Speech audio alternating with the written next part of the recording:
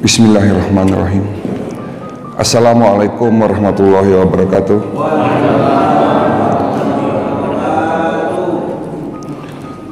Puji syukur kita panjatkan kehadirat Allah Subhanahu wa Ta'ala atas nikmat yang terus dilimpahkan kepada kita semua, baik nikmat iman, nikmat Islam, nikmat kesempatan, dan pastinya juga nikmat kesehatan.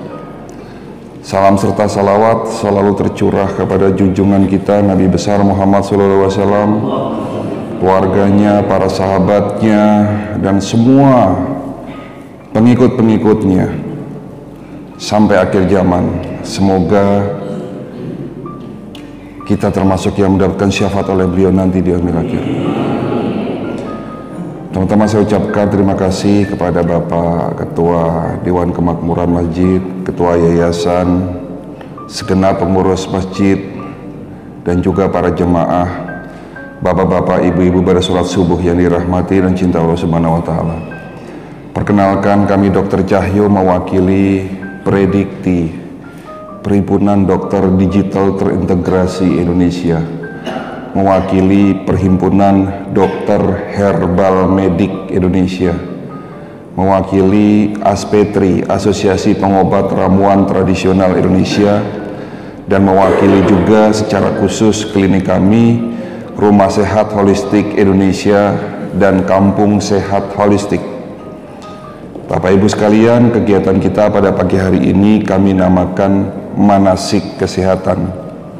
Adapun tujuan manasik kesehatan yang pertama adalah memberikan edukasi pendidikan kesehatan dalam rangka mencegah khususnya penyakit degeneratif, penyakit kardioserebrovaskuler atau yang kita kenal penyakit jantung koroner dan penyakit stroke masih menduduki peringkat pertama sebagai penyebab kematian nomor 1 di dunia, termasuk di negara kita Indonesia. Lalu Badan Kesehatan Dunia WHO menetapkan negara kita Indonesia menduduki peringkat ke-6 untuk penyakit diabetes mellitus. Jadi masyarakatnya yang sakit diabetes Indonesia ini nomor 6 seluruh dunia. Dan angkanya terus bertambah, sehingga perlu adanya upaya pencegahan. Tentunya tindakan preventif ini harus dimulai dilandasi dengan pendidikan kesehatan. Dan semoga kedatangan saya ke sini lewat manasik kesehatan ini bisa menjadi ilmu yang bermanfaat buat Bapak Ibu sekalian. Lalu tujuan kedua dari manasik ini, kami akan memperkenalkan sebuah metode pengobatan holistic integrated medicine, yakni metode gabungan antara pengobatan medis konvensional ala barat dan pengobatan tradisional ala timur. Jadi kedua ilmu ini digabungkan, yang baik-baik kita ambil, yang ada efek sampingnya, yang negatif, yang tidak baik, bahkan yang tidak sesuai dengan syariat Islam, kita buang jauh-jauh. Dan hari ini ada tema yang akan kami angkat, judulnya adalah kenapa penyakit kronis sulit untuk disembuhkan. Sebetulnya tema ini sudah sering sekali saya berikan kepada masyarakat lewat kegiatan manasik kesehatan pada sholat subuh, karena memang tema ini adalah tema yang paling cocok untuk membuka paradigma masyarakat bagaimana cara mencegah penyakit degeneratif dan bagaimana cara mengobatinya bagi yang sudah terlanjur sakit, ya. Tetapi Bapak Ibu sekalian, jika ingin mendapatkan informasi ilmu pendidikan kesehatan holistik yang lebih spesifik bicara mengenai penyakit diabetes atau hipertensi atau penyakit degeneratif lainnya, nanti di rumah silahkan buka YouTube, ketik Sejadah SCTV. Di situ ada acara saya, judulnya Sejadah Sehat Jadi Ibadah, di SCTV yang dulu setiap hari pagi hari itu tayang, tetapi karena pandemi kita tidak syuting, ya, saya tidak tahu lagi acara itu akan kita mulai kapan lagi, tetapi rangkuman acara-acara Sejadah itu ada di YouTube sekarang. Silahkan nanti buka YouTube, di situ banyak pelajaran yang bisa Bapak Ibu ambil bagaimana cara mencegah penyakit-penyakit degeneratif. Baik Bapak Ibu sekalian, sebelum masuk ke materi saya ingin sedikit bercerita sebenarnya apa sih pengobatan holistik. Sekali lagi, holistik adalah gabungan antara pengobatan medis konvensional ala barat dan pengobatan tradisional ala timur. Hari ini di masyarakat kita dikenal pengobatan itu ada dua, pengobatan medis atau pengobatan alternatif. Nah, pengobatan alternatif ini identik dengan pengobatan tradisional, ya. Terkadang kedua ilmu tersebut saling bertolak belakang. Seorang dokter mengatakan hati-hati minum jamu-jamu, hati-hati minum ramuan herbal karena dapat merusak ginjal, betul? Begitu juga seorang herbalis, seorang praktisi pengobatan tradisional mengatakan hati-hati minum obat kimia, jika diminum terus-menerus juga akan merusak ginjal. Mana yang benar? Akhirnya holistik menjawab itu semua. Kalau seorang dokter di luar sana pengobatan herbal itu lama, pengobatan herbal itu tidak ada standar medisnya, tidak ada uji klinis, akhirnya pengobatan holistik ini menjawab. Sekali lagi, holistik adalah gabungan antara medis dan tradisional. Bahan dasar yang kita pakai memang herbal, tetapi herbal yang dipakai kita adalah herbal yang sudah berstandar farmasi, standar medis, dibuat dengan teknologi tinggi. Dan apa bedanya herbal kita dengan herbal tradisional? Sangat jauh berbeda. Karena kalau herbal pengobatan tradisional itu, obat herbal yang Bapak Ibu minum itu memang tidak ada standar farmasi, tidak ada medis, tidak ada uji klinis, sifatnya semuanya empiris, dan semua yang dibuat itu masuk ke dalam tubuh kita.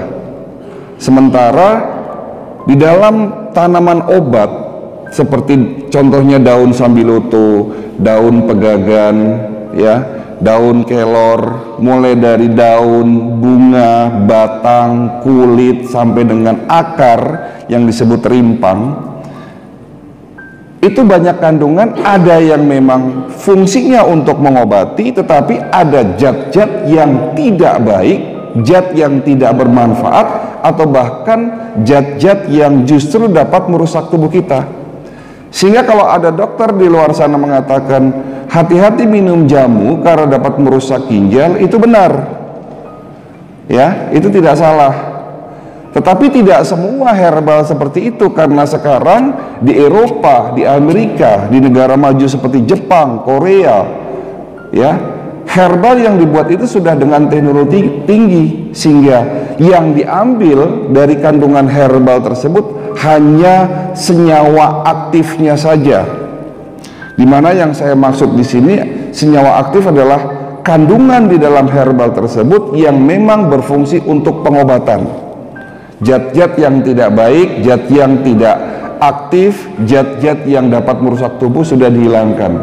Nah, inilah beda antara herbal dengan konsep pengobatan holistik dan herbal dengan traditional medicine. Itu yang pertama terjawab. Dan yang kedua, kalau ada dokter di luar sana mengatakan herbal itu kerjanya lama, untuk herbal dengan konsep tradisional benar.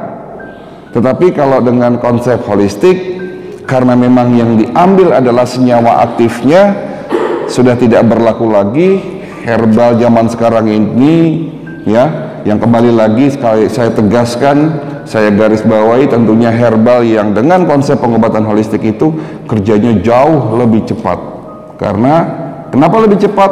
Karena tadi kandungan di dalam herbal tersebut, formulasi herbal tersebut isinya hanya senyawa aktifnya saja.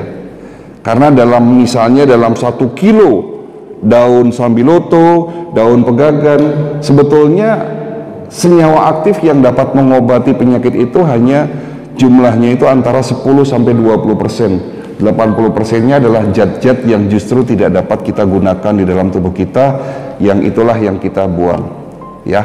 Sebagai salah satu contoh, ini cerita sedikit. Beberapa tahun yang lalu saya didatengin seorang distributor obat herbal dari Spanyol. Mereka membawa formula herbal yang fungsinya untuk mengobati penyakit kanker. Dalam studi ilmiahnya, dalam riset yang panjang, uji klinis selama 27 tahun, ya, hasil penelitian mereka itu mengatakan bahwa herbal ini dapat mengobati penyakit kanker bahkan stadium 4 dengan keberhasilan persentase pengobatan yang sangat tinggi. Lalu saya tanya, isinya apa?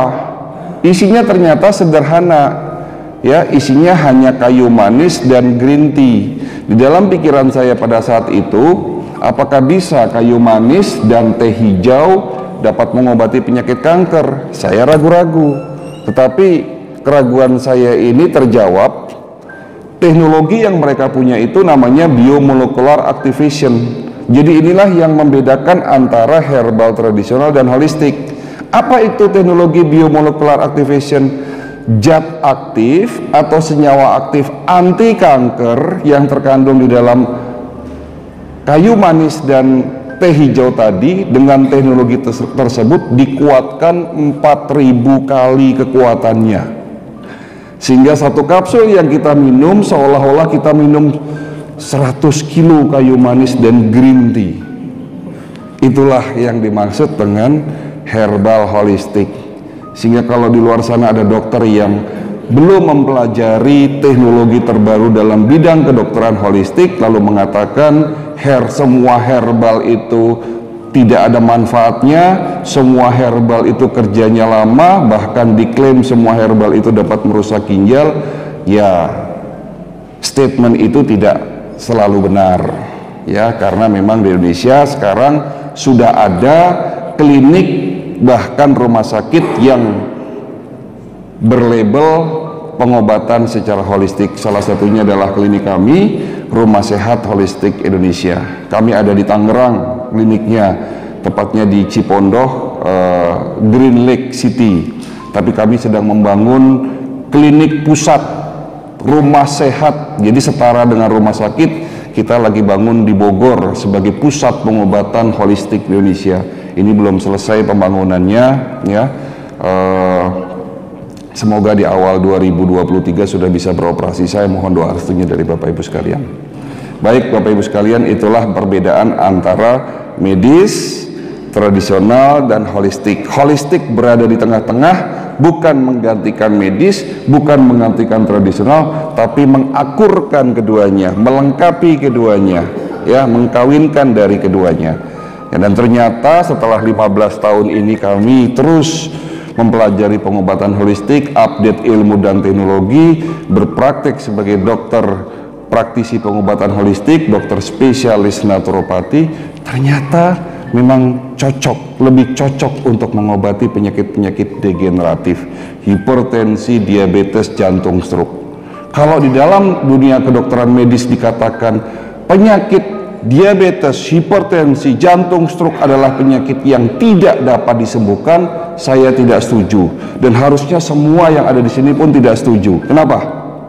Karena Nabi pernah mengatakan dalam salah satu hadisnya yang berbunyi, likulli da'in dawaun. Setiap penyakit pasti ada obatnya.